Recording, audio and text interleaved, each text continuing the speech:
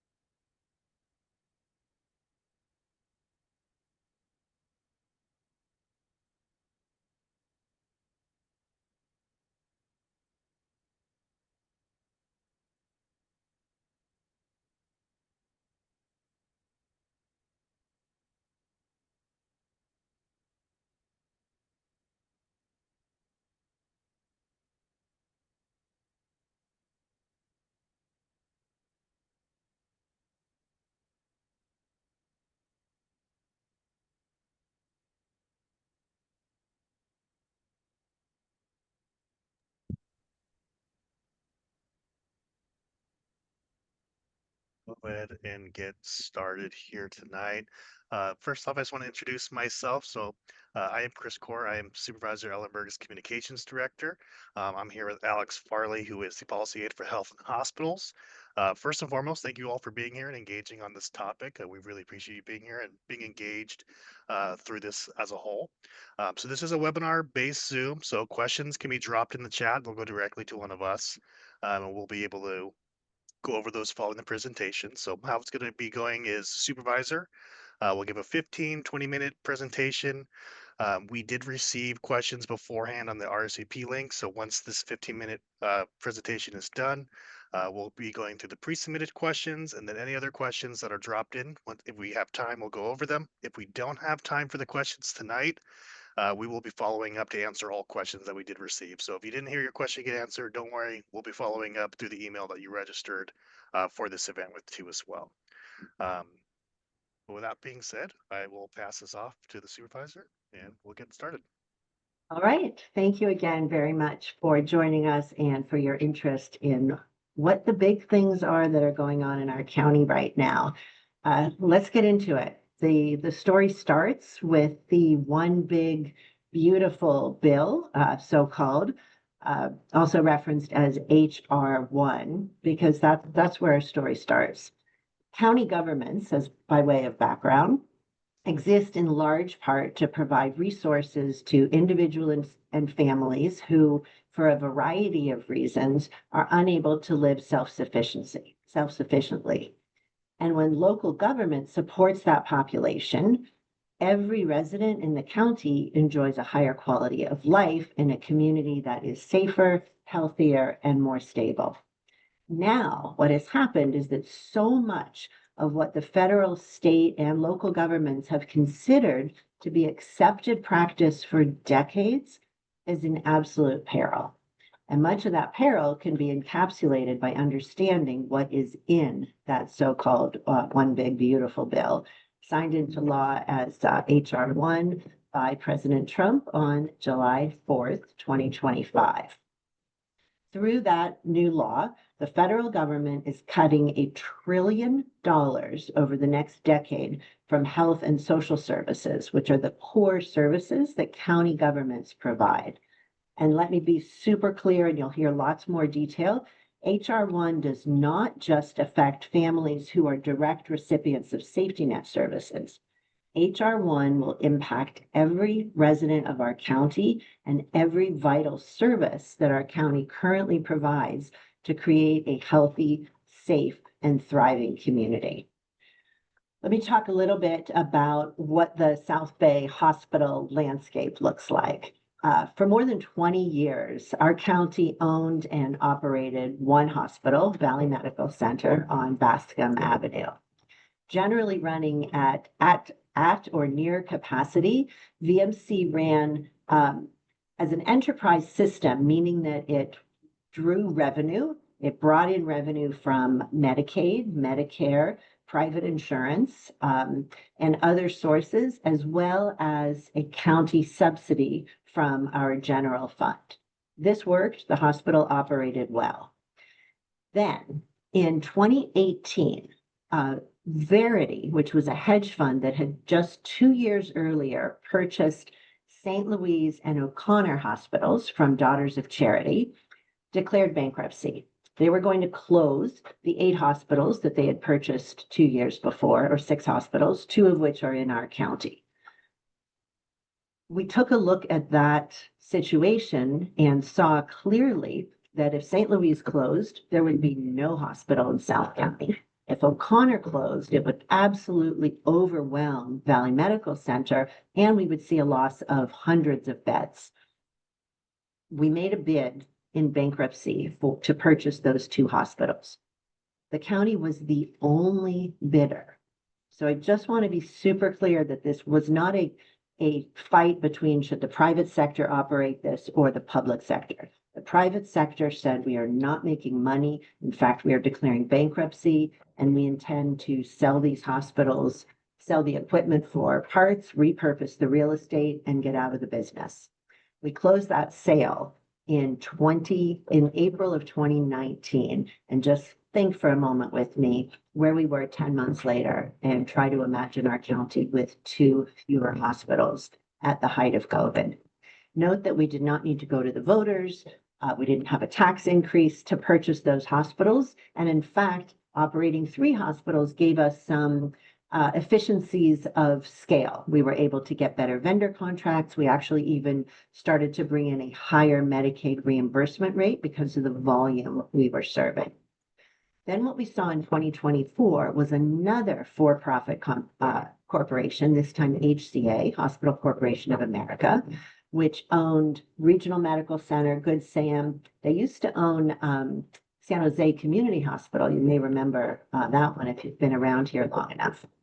HCA was bleeding money from Regional Medical Center. It's a fairly large Medicaid population, and HCA was just not able to make ends meet. So their first strategies were to cut high-cost services. So the first thing they did was close labor and delivery.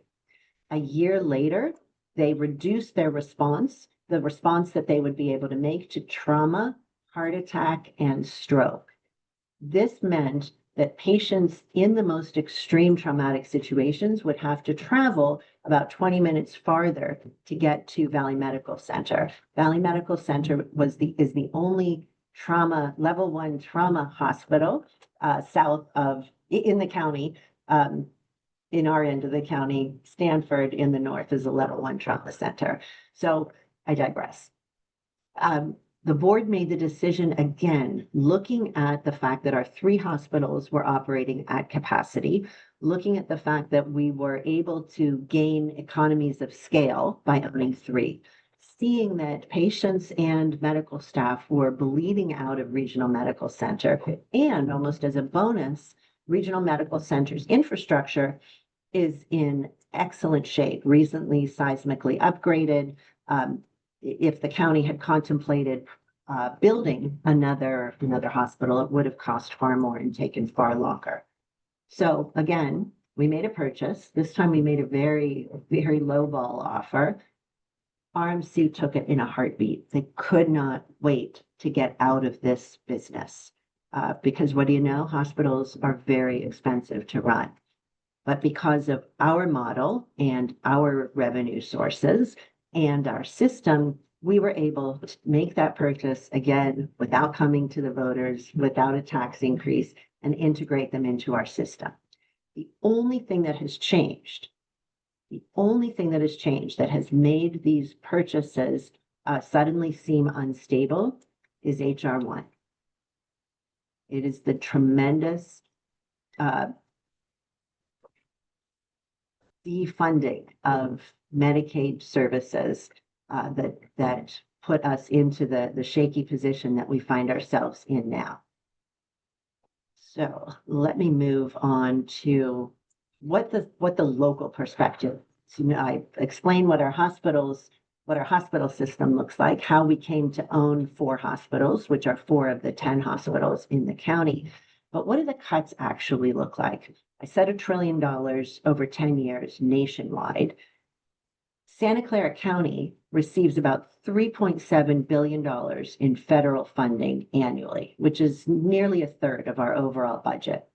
Those federal dollars support medical and behavioral health care, public hospital operations and emergency services, housing and homelessness responses, child welfare and family support, food and nutrition programs, and public health and safety. As the federal funds disappear, so will many of those services if they can't be backfilled by other dollars. And truthfully, backfilling a third of our entire budget is just an unrealistic expectation. So why the priority for healthcare? Counties are statutorily mandated, obligated to provide healthcare to the indigent, our county's poorest, most vulnerable residents. Full stop. Whether or not they have insurance, regardless of their citizenship, we have to provide the care. That means that when we receive fewer Medicaid and Medi-Cal dollars to reimburse us for the care we provide, we're going to have to pull money from our general fund, that's our local property taxes, which means we will do less of the work that is primarily funded with local tax dollars. Why is this significant? Because we will continue to provide care in emergency rooms. Every emergency room, whether a hospital is public or private, must provide life-saving care to anyone who is brought in. What does that mean? Literally, if Stanford or Kaiser or El Camino or Good Sam or Sutter has to treat more people in their emergency rooms and has more uncompensated care because they can't bill Medicaid, where will they look to make up for that lost income? They will look to patients that have commercial insurance. Private hospitals will increase their rates, commercial providers will have to pay them, and they, of course, in turn will increase premiums for their insured customers. Of course, alternatively, they may decide to cut costs by closing more expensive specialty services, thus limiting access for everyone, regardless of their insurance coverage. Our public and private hospitals exist in a codependent ecosystem. Overly stressing one hospital has impacts on the others.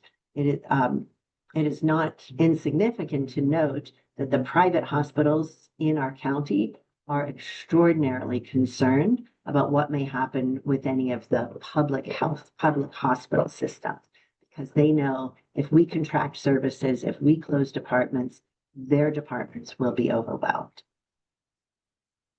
Next slide, we're going to talk a little bit about how this is all happening. When I say that our county is going to lose about $1 billion, what does that mean actually?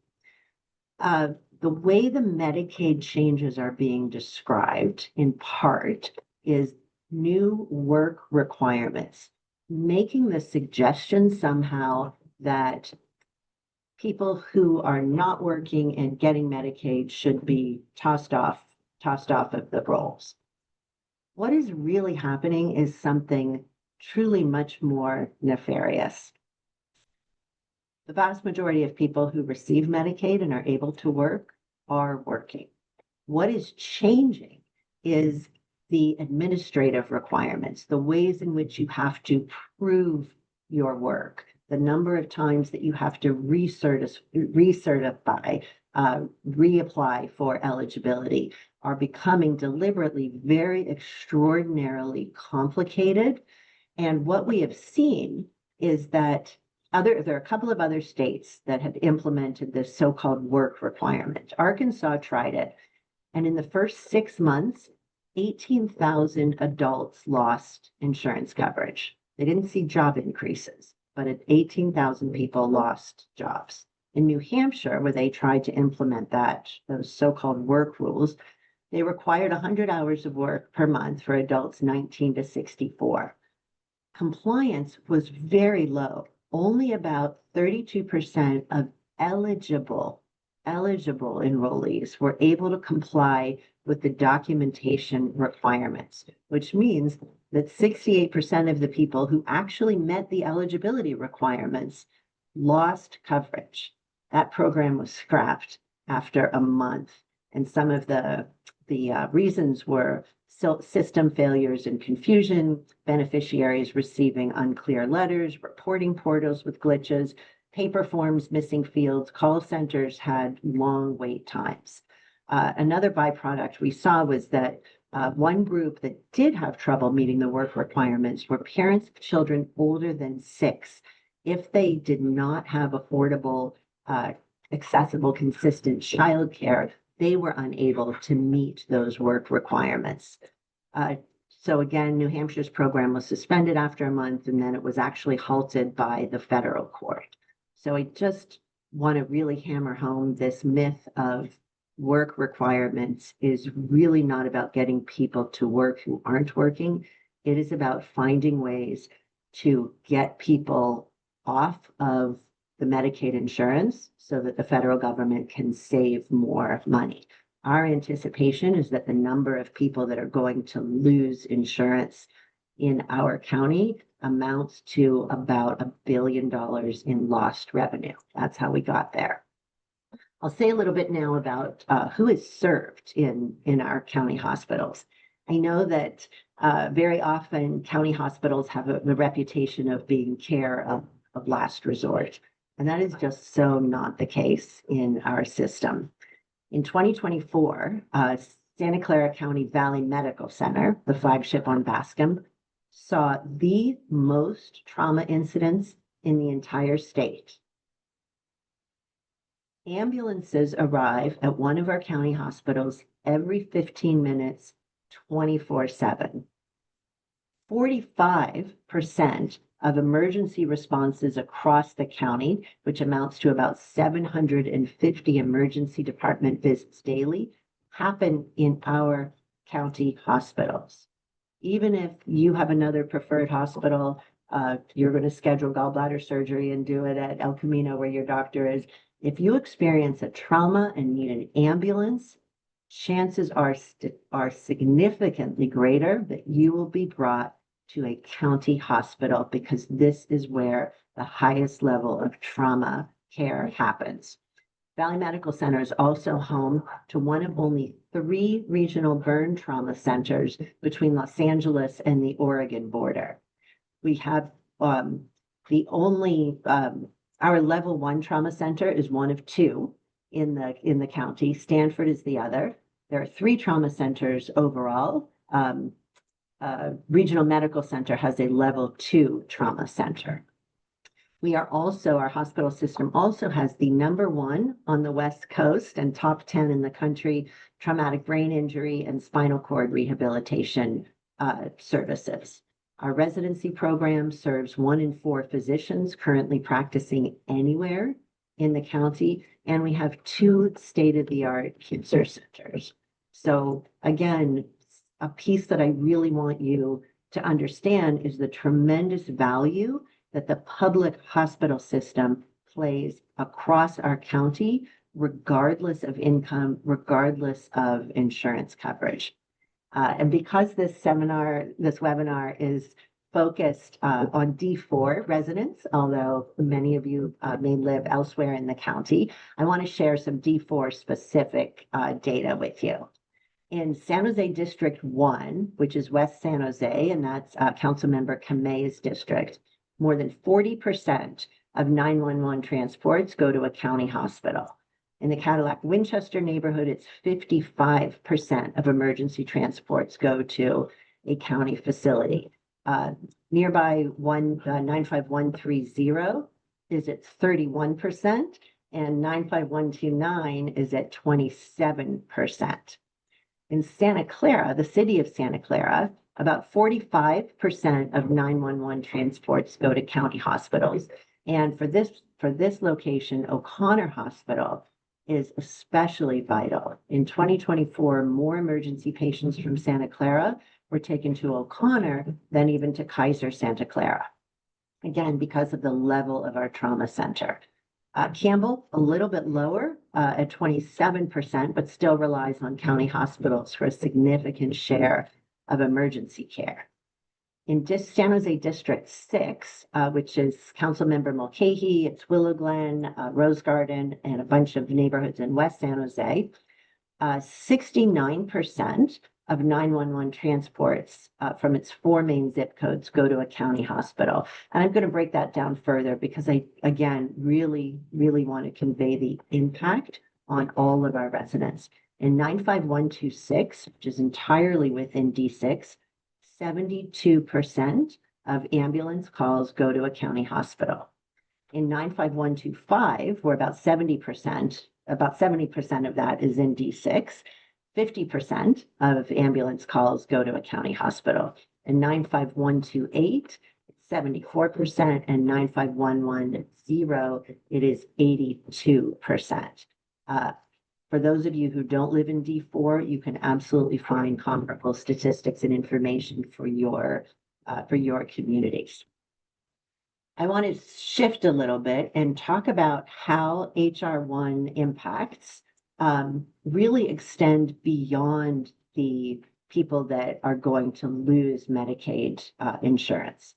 One of the ways is that a lot of the work that I mentioned earlier that the county does with general fund dollars is going to be reduced. We have expanded mental health and behavioral health and substance use disorder treatment services tremendously in the last 3 years. Much of that work is at risk because we invest far more than we are mandated to do so. That also includes our mobile crisis work, our homelessness outreach, a lot of the homelessness prevention programs. That is all at risk. So that's kind of the first way in which everybody is impacted. The second, a little bit more focused, but I'll explain why it impacts all of us, is that loss of medical coverage can lead to significant medical debt, which can lead to people losing their housing. So at the very same time, we're concerned that we'll have fewer dollars to address and prevent homelessness. We are very concerned that we're going to see more people losing their housing as a result of HR1. I also want to point out that the overall health of our community will be diminished because people that don't have health coverage are less likely to get preventative or early intervention care, leading to more communicable diseases and creating greater risk to the population as a whole. And to really add fuel to that fire, public health funding is down dramatically, meaning that we will have fewer tools to track infectious diseases, fewer opportunities for education and outreach campaigns, very likely lower vaccination rates, etc.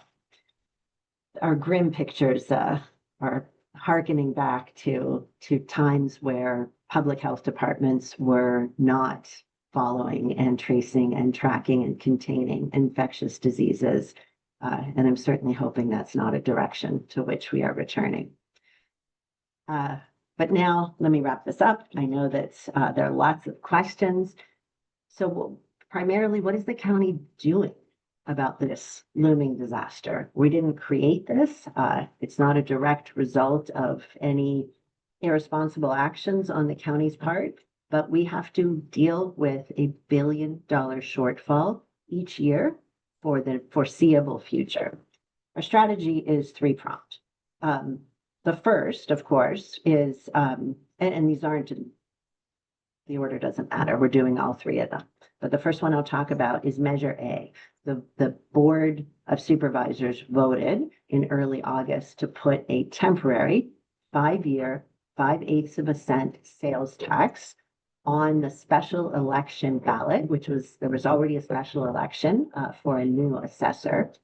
We moved quickly to be able to add that measure to this ballot because we know that the cuts are coming quickly. We also knew at the same time that it's not delightful to ask voters in these really tough times to approve a sales tax. So let me just say a couple of words about that. Number one, counties have very limited tools to raise revenue.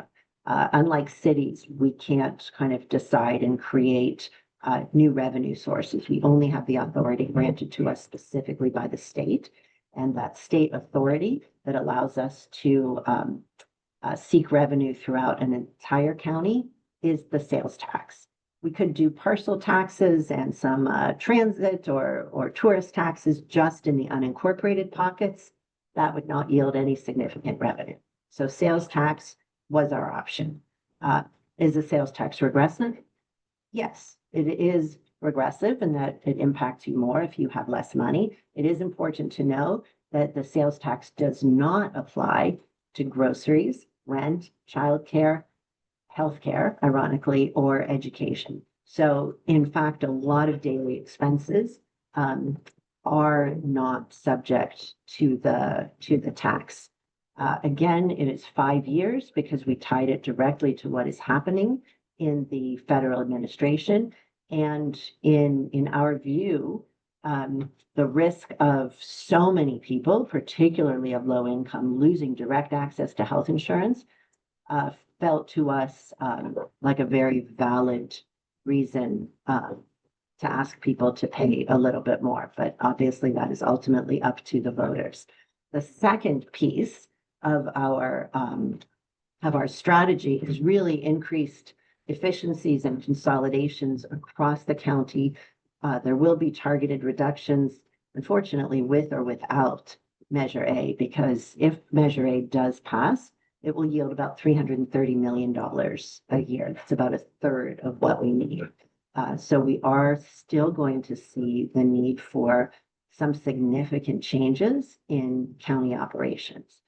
I would like to think that operating efficiently is always critical and should always be demanded by the voters. What it's going to mean here, though, is that so many of the things that we have started to do, very innovative, very progressive programs, lots of pilots, that's what's going to be pulled back. We will be looking at doing kind of the bare mandated work. The third piece, beyond cleaning and right sizing and downsizing our own house, is that we are leading coordinated efforts across the state around advocacy with the California Association of Public Hospitals. We are working very hard with the governor's office and the state legislature to kind of assure some protections for public hospitals up and down the state. That is where we are. I'm going to stop and catch my breath here.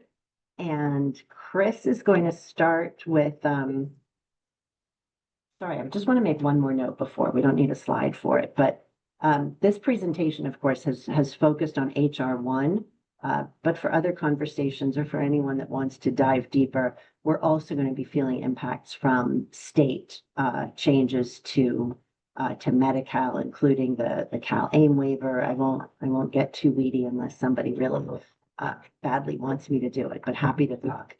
We have a rough road ahead.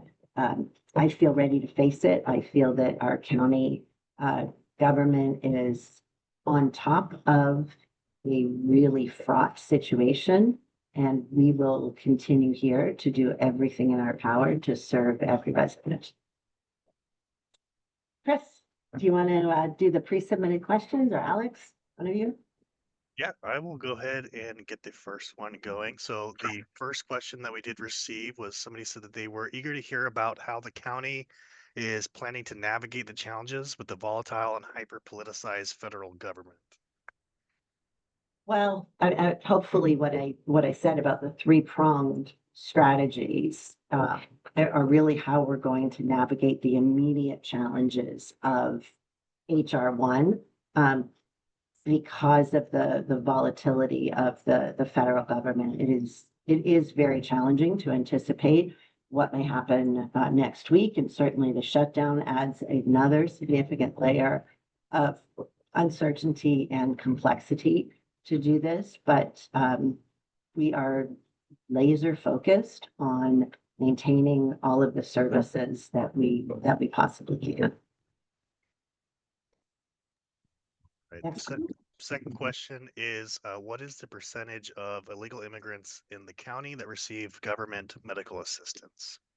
So I'll first note that people who are in the country without formal documentation do not receive Medicaid at all.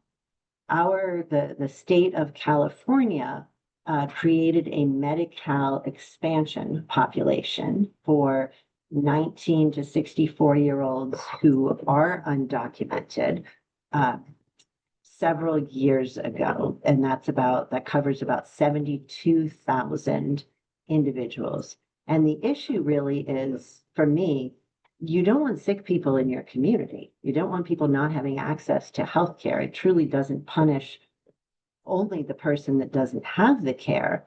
It really impacts all of us, whether we're talking about infectious disease or longer waits in emergency rooms, because remember, people without insurance can only be treated in an emergency room, longer ambulance waits. So regardless of how you feel politically about the presence of people in our community without formal documentation, once they're here, I think it's important that we pay attention to their health care. And to be clear, the county will continue to provide that care. The challenge is that we will be reimbursed less for it. Let me actually clarify that a little bit. What's happening with Medi-Cal, the expansion for the undocumented population, is that the number of enrollees will be capped as of December 31st. No one will be able to join who doesn't have insurance by then. We're also going to see the benefit level will largely stay the same with some exceptions. That population will lose access to dental health care. They will have to pay a $30 copay for visits, and they will have to reaffirm their eligibility multiple times a year, much in the way that the national Medicaid is creating that. So we have no doubt that people are going to lose that insurance coverage as well. All right, question after that, it was just somebody was just asking about more information about Measure A. Well, I think I've said as much as I can about what the tax entails. I can't advocate for it in my professional capacity. Once the board voted to put this on the ballot, it becomes a question for the political body. But again, I'm happy to answer any specific questions about how Measure A works, what it applies to, how it's implemented. So if we get live questions, I'm happy to talk about it more. All right. Next question is, how can Santa Clara County help Campbell in addressing homelessness? So I'm not punting the question, but I'll note that it's not directly related to HR 1, other than the fact that if we are shifting funds to backfill Medicaid, we will have fewer resources to address things that cities really care about, like mobile mental health crisis and expanded access to beds for substance use treatment and mental illness, and of course, homelessness resolution and prevention. But very happy to work with my counterparts in Campbell to see what they need. I know that the West Valley cities are talking about building their first shelter collectively that may be located in Campbell. So I do want to shout out to Campbell for doing lots of good work, and again, very happy to connect offline with folks that have specific questions. All right. Next question is, somebody had a concern that there will be cuts to CalFresh. Yeah, there will be. HR 1 makes significant changes to CalFresh. That national program is called SNAP, Supplemental Nutrition Assistance Program. In California, it's CalFresh. And those changes include immediately extending work requirements up to age 64 and increasing the county share of CalFresh administrative costs beginning in 2026. In 2027, for the first time ever, states will be liable for paying a portion of the CalFresh benefit. And the added complication that I referred to earlier regarding the current government shutdown is that CalFresh is currently funded through the end of October. I'm looking to Alex to see if he nods or shakes his head. And if the shutdown continues beyond that, then it will be within the federal government's discretion to determine if and at what level to continue to fund it.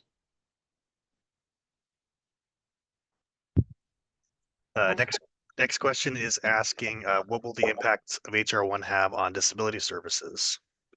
So HR1 doesn't specifically call out services for people with disabilities, but it certainly is likely that the complexities of the work requirement may cause significant challenges in being granted exemptions, again, exemptions that people are entitled to. HR1 requires, we're going to see from the Secretary RFK from HHS is going to publish further guidance on who will be exempt. But again, what you're going to see here is that people who are otherwise eligible are still likely to be dropped from the rolls due to the really onerous reporting requirements. All right, next question is asking, how does this current government shutdown affect funding for the upcoming fiscal year? I want to say, who knows? That would not be very professional of me. I think I addressed the CalFresh issue. The president's administration really has the authority or discretion to determine what services are actually essential. Right now, we are still continuing, the government is still continuing to fund Medicaid and other services that we might say are essential, but we don't know where that's going to go. The Democrats, of course, are fighting for some of that funding that was cut by HR1 to come back before it actually goes into effect. If they are successful, and of course that's a huge if, it's going to be incrementally so.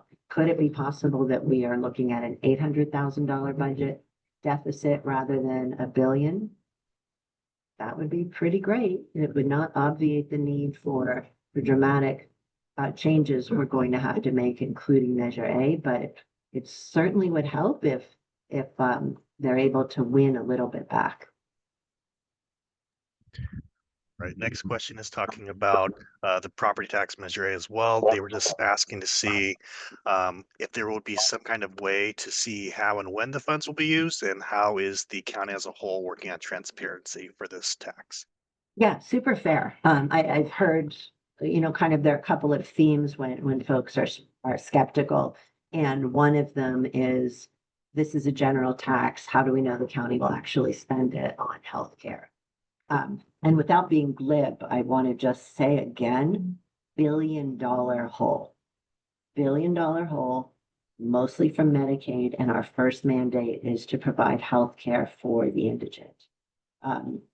There's no world in which we start new work. That's not, we're not going to buy a stadium. We're not going to invest in any new things. We are going to be wholly focused on backfilling that hole. And it is very largely healthcare. It's also food access, public health, infectious disease, housing supports. So you will see that it is used to shore up and help us prevent primarily closures of emergency rooms and other healthcare services. We put into the ballot language specifically the promise of creating a citizens advisory oversight board. And I want to just emphasize how unusual that is for a general tax. In a special tax, you have to have that oversight to ensure that the dollars are spent exactly as the tax measure said they would be. In the case of a general tax, technically we could do other things. We won't.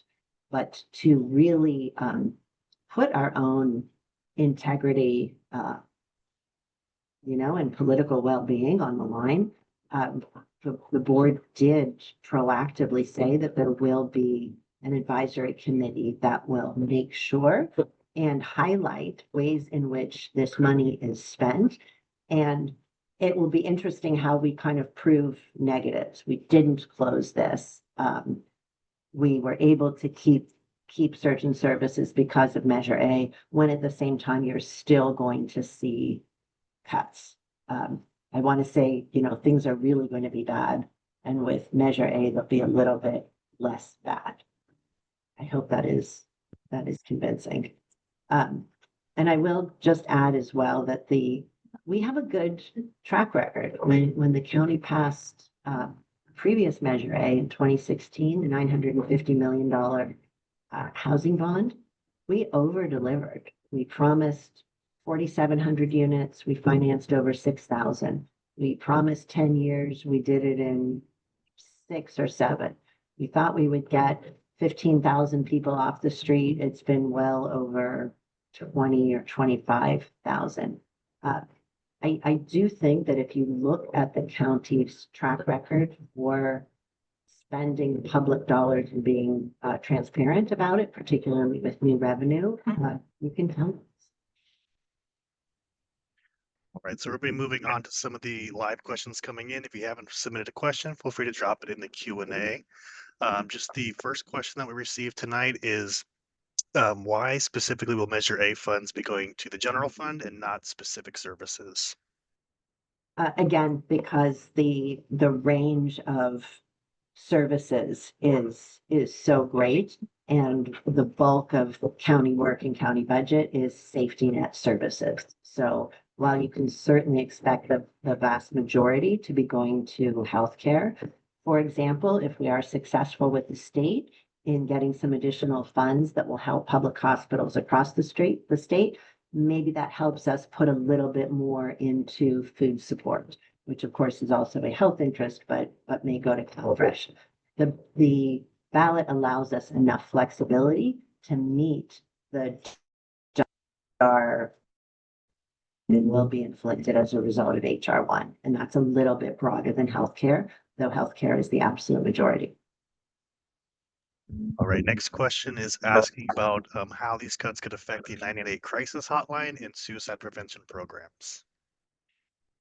That's a great question. So and I might need Alex to jump in here, but the 988 crisis hotline, which is operated nationally, and suicide prevention is just that. It is a crisis phone line where the county has expanded well beyond what we're required to do is in the mobile response options. There are 3 or 4 different mobile responses that can be sent into the field. Most counties, and I don't know about other states, but most counties in California do not have those additions.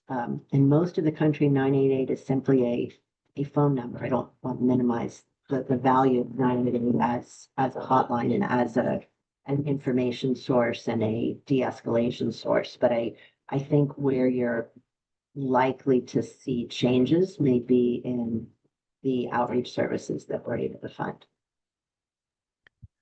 Our next question is asking how this might affect childcare, specifically programs like Go Kids. Well, I don't know specifically about Go Kids, but a lot of in a couple of different ways. First of all, many childcare providers themselves, because this is unfortunately such a low wage industry, are Medicaid recipients.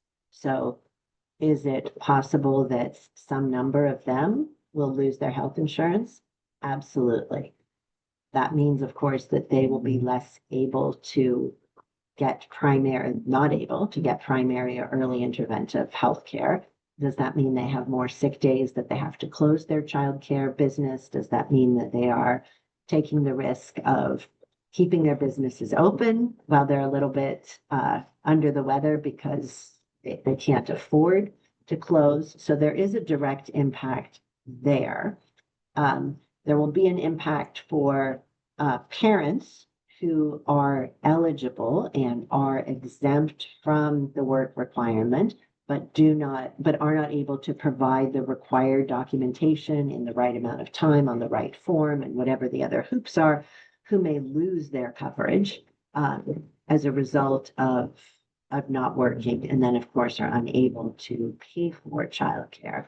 So I think we're going to see both direct and indirect risks. And of course, the risks to children themselves, if they are losing access to healthcare or their parents are, again, we're just looking at overall less healthy communities. All right. Next question is asking about IHSS. So where will funding come from this, generally regarding federal cuts as well as with Measure A, and more so programs such as IHSS? Yeah, IHSS, unfortunately, is another very low wage type of work. I have a lot to say in general about how low the payments are for everyone who works in the care economy. But it is absolutely true that IHSS workers have a major impact in keeping folks out of hospitals, which saves a ton of money. The funding for I the state and from county general funds. So for sure, some degree may be at risk. And what I anticipate is when I and my colleagues are making difficult decisions about the budget and being asked to consider cuts, something to look at certainly is whether cuts in one area actually end up costing us so much more money. And I would say certainly that cutting IHSS could well mean more hospitalizations, which overall could be immensely more expensive for the county.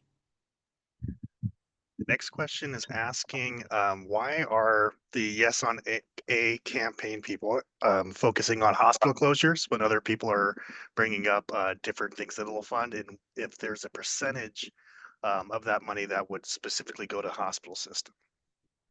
So there's not a specific percentage. We actually can't create a specific spending plan prior to the passage, but the focus is on hospitals because that's where we are losing the funding directly. Medicaid loss is the biggest cut we are going to see, losing $1 billion there. And that is putting at risk our emergency room wait times, our ambulance wait times, our ability to provide quality care, our ability to keep employed, particularly high-level specialty care, which is extraordinarily expensive. We're focusing on healthcare and other social services because that is where those are the programs that are being directly cut. The public safety system at the county, the district attorney, the public defender, the sheriff's office, the jail, pretrial and reentry services are all funded with general funds. So I understand that that folks are making that connection, that if we are pulling general funds, it's possible that there will be some impacts in those departments. It's hard to imagine a county department that will be untouched by department reductions. Our next question is asking if there will be cuts to the senior nutrition program. To the extent that it's funded with state and other targeted funds, I haven't heard yet that there will be cuts.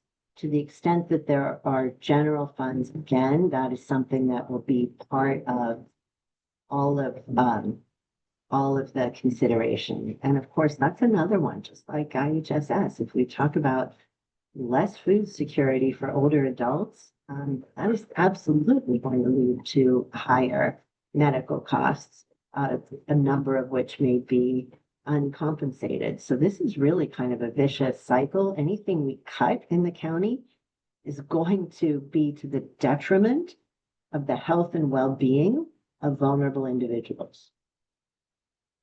That is where we are, and the decisions are just they're going to be painful and extraordinary, and I don't see how we entirely avoid all harm, but we absolutely have to do our very, very, very best to mitigate. All right, next question is asking about total expenses. So, in comparison for their question, they had referred to Alameda County using 26.7 of their total expenses going to hospitals and clinics, compared to Santa Clara County, which has about 51% of total expenses. Really asking, why is there such a difference between those two? It's not as much about efficiency, but about the size of the program. We operate 4 hospitals, 15 health clinics. We partner with community-based organizations to provide healthcare. This board, long before I joined, has had a history of prioritizing healthcare. So that is the direction in which we've moved. And again, remember that we've only come to own 4 hospitals because in 3 cases, the private sector said, we're out, we're not making any money on this. Our county has, interestingly, the second lowest number of emergency room beds in the state per capita. Only county with a lower per capita rate is San Mateo County. So the thought of our not having invested in keeping those hospitals open, when of course no other healthcare provider was going to reopen them, they would have been sold for parts, is really, to me, a point of pride for our public system that the board, in many iterations of 5 of us, have said that healthcare is a priority, and where the private sector fails, we are going to step in and protect that. And I am really proud of that work that we do. All right, I do just want to say we are having a couple more questions that we do have. So if you're sitting on a question, feel free to drop it in. Don't be shy, because we have just a couple more to answer. So feel free to ask away. But the next question is, if you could please elaborate on the items that will be taxed if Measure A is passed. Oh gosh, I know that gas is taxed. A lot of transit issues are taxed. Certainly new big purchases like cars are taxed. Weirdly, even though groceries are not taxed, um, ultra processed foods like Twinkies are taxed. I think you can get a better answer probably from Google or ChatGPT on the long list of things that are taxed. My focus just has really been on the essentials that are not taxed. All right, the next question is asking if there will be any impacts of HR1 on the Benton Lawrence Interim Shelter in Santa Clara. Again, I don't have specific information, but boy, we had worked so hard to get that project moving and rolling. I would hate to see that held back, and it was funded with Measure A funds.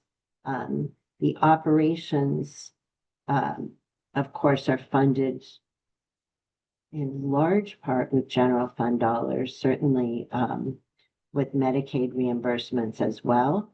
So I don't believe there will be full impact on the entire operation, but as with every shelter in the county, every shelter that is part of the countywide shelter system that receives services, healthcare services, may be impacted to some degree.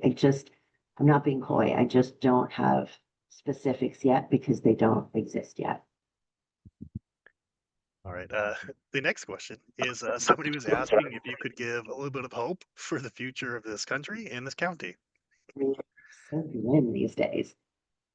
Here's the hope. And those of you who have known me a long time know this connection, but I will make it again. I grew up with Mr. Rogers, literally lived in Pittsburgh, the street behind him.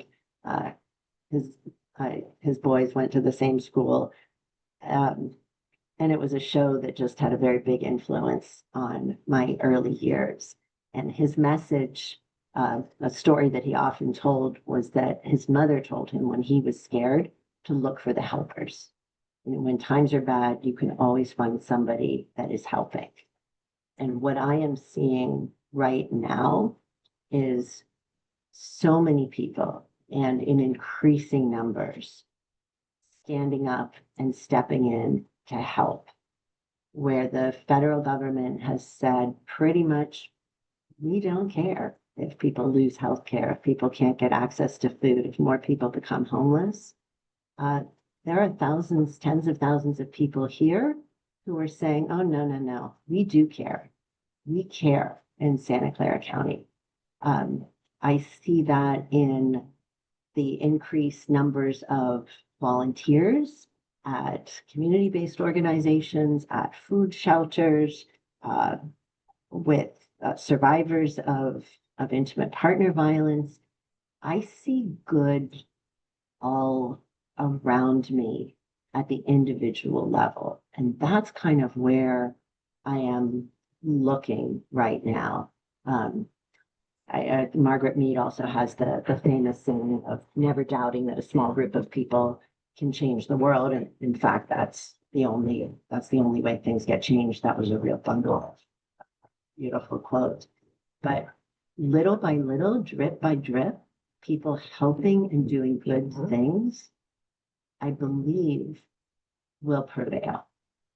I don't believe it will happen fast enough to avoid significant hurt across this country. I think that nationally, we are just going to see more illness, more disease, more death. Sorry, I asked for something uplifting and I circled it back to my doom loop, but look for the helpers. Right. Next question.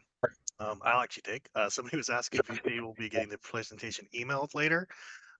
Anybody that did attend tonight, we will be following up later this week with the recording of this, so you will be able to have access to this presentation too as well. And that, as it stands right now, is the last question that we have been dropped in.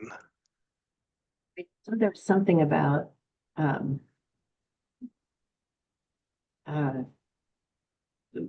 that the work that the county does is expensive to taxpayers.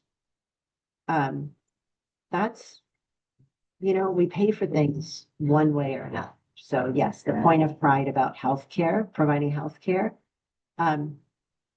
is expensive, but it is very expensive, if not more so, not to provide it. The expenses just look different. It looks like more homelessness, looks like more people who are hungry. It looks like an overall lower quality of life. So for sure, there's always opportunity to argue about system priorities and where we invest our money, and everybody's dollars are limited.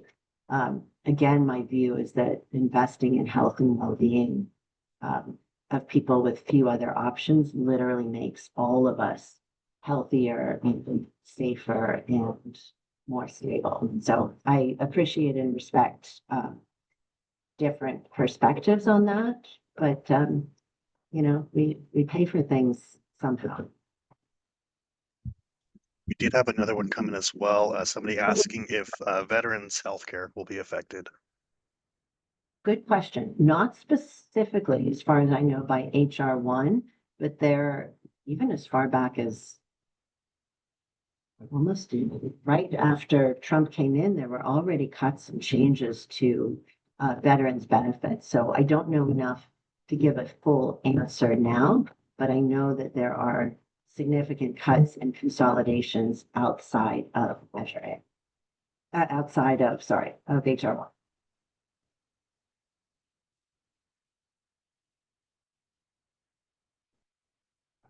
Anything else? I really am happy to answer the questions, especially if you're still skeptical, have concerns about the way the county is approaching this crisis. I don't want to make anybody feel that their perspective is not valid or doesn't deserve a serious answer.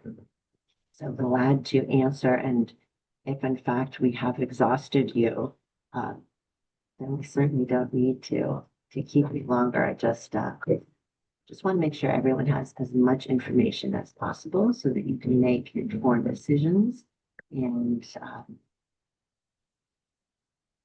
do what you think is best for yourself and your neighbors. And We do have another one. Give me okay. 1 second. So they were asking to have some insight on how private hospitals are reacting to how our county might be losing funding and the potential fear of influx that they may have. Yeah. Um, there is absolutely concern. And as I mentioned, their concern is multifaceted. One, of course, is that they themselves will have to treat more people from whom the care is not compensated. And to the extent that county hospitals close or contract services, those folks have to go somewhere. They will go to the private healthcare system. So their patients will see longer emergency room time waits, lower ambulance responses. I will say I don't think it's political because it's just a fact. The hospital council in our county has endorsed Measure A, and that indicating that they support our effort to continue operating, and that includes Stanford Children's, Sutter, Kaiser, Good Sam, El Camino, and anybody else that I am forgetting.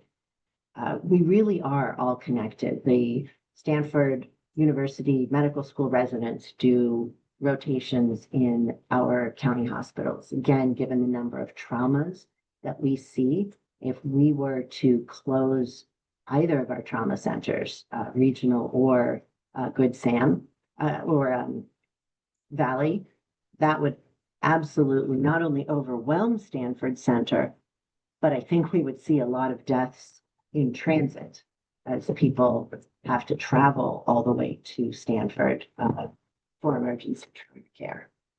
So yeah, there is a very mutual interest in the county system staying strong. The next question is if you think that the amount of the county spends on our hospital system is sustainable. But for HR1, I would say yes, because again, there is revenue. These aren't fully drains on the county. They are revenue driven from Medicaid to Medicare to commercial insurance.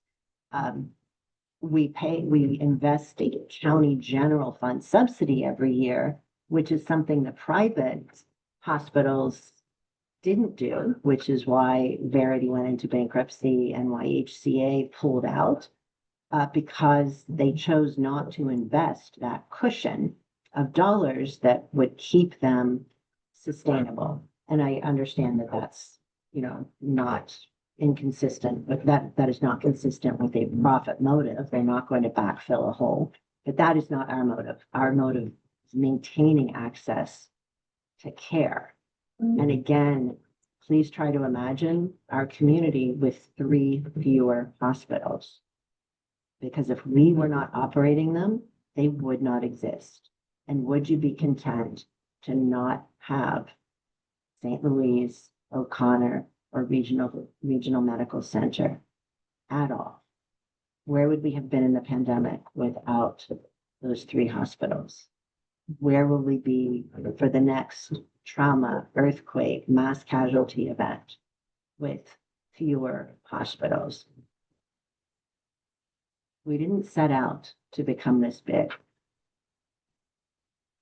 but I think it's pretty fortunate for every county resident that we did.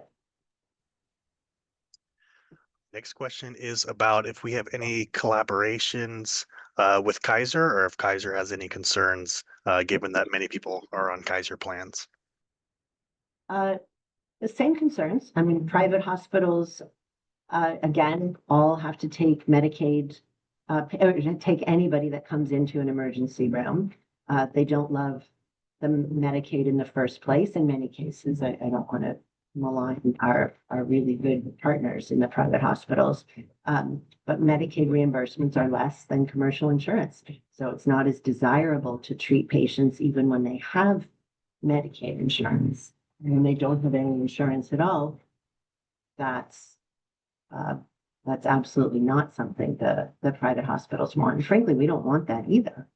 Uh, this is why we are fighting to backfill some of those losses.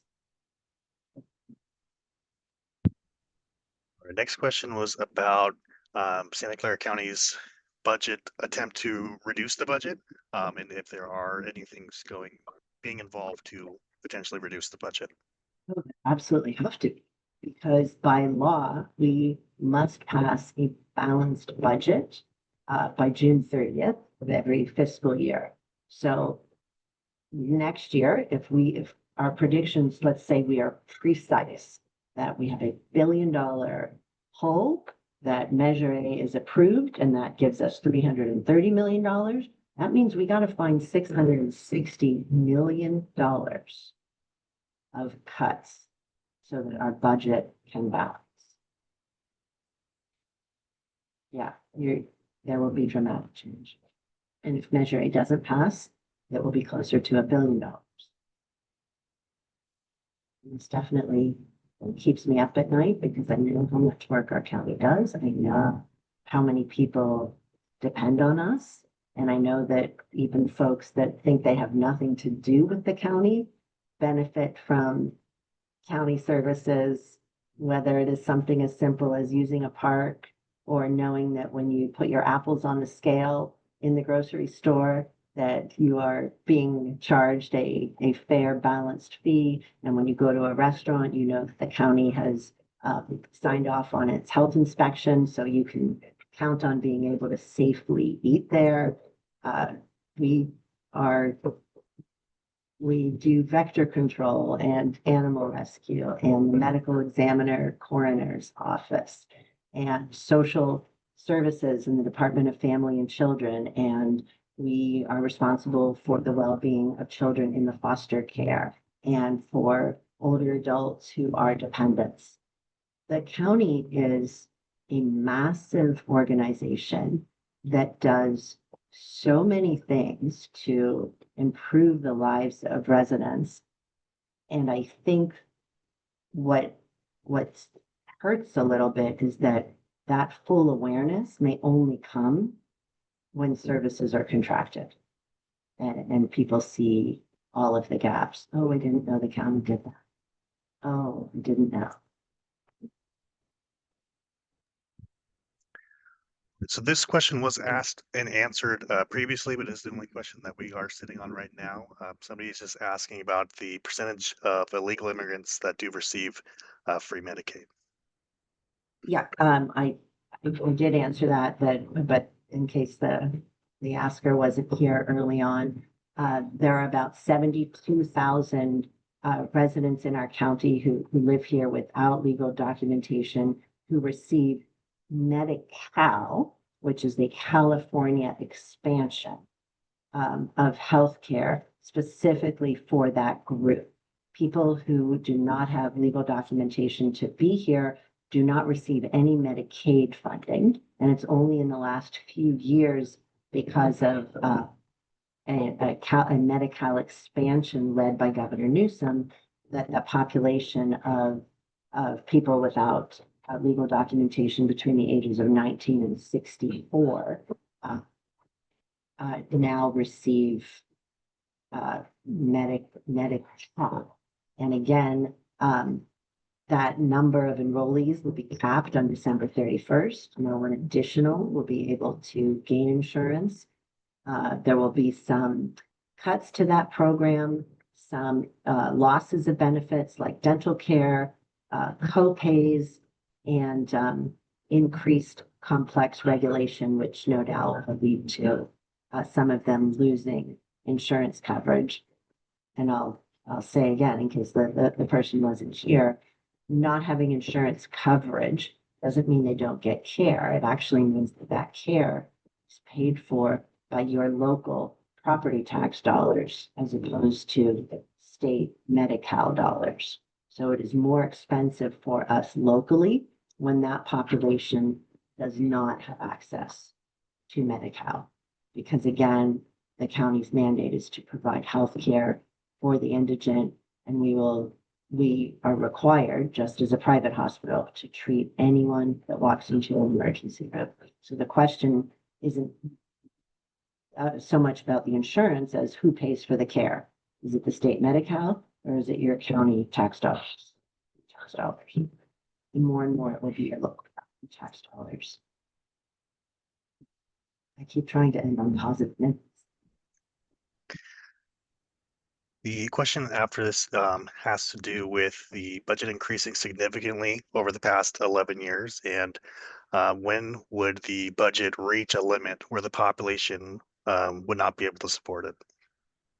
So the budget increases in a couple of different ways. Our property tax roll has increased year over year for the last 15, 18 years, which is remarkable in any cycle. That growth has slowed down dramatically, which is what created for the first time a couple of years ago a structural deficit. We hadn't seen that in more than a decade.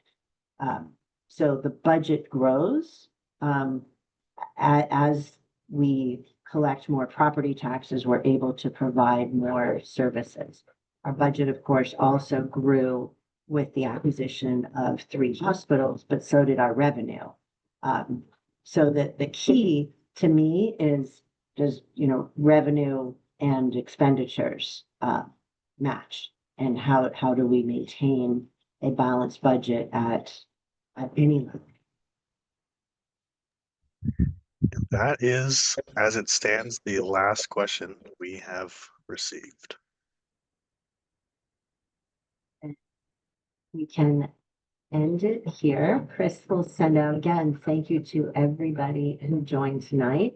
Chris will send an email to everyone that registered with a link to this and with some links to other resources that might be helpful or interesting to read about. And certainly you can reach out to my office anytime at all with additional questions, comments, clarifications, whatever's on your mind. We are happy to hear it.